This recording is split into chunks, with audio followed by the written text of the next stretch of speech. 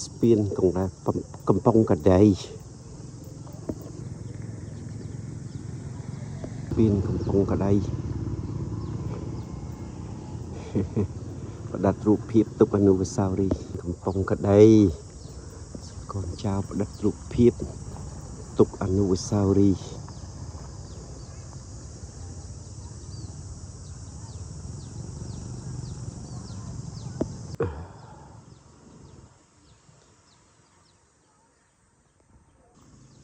ស្ពានកំពង់កដី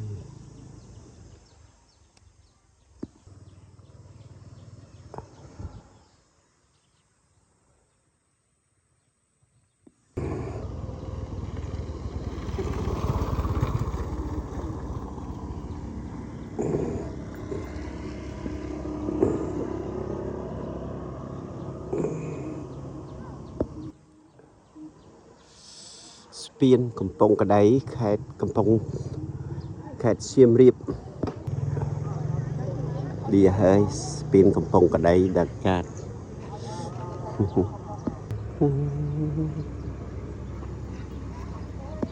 មួយស្រស់បិទបិទឆ្ងាញ់ថាមួយថ្ងៃ40 គីឡូអឺមិនគេថា40គីឡូទៅទេចឹងអត់បែរណា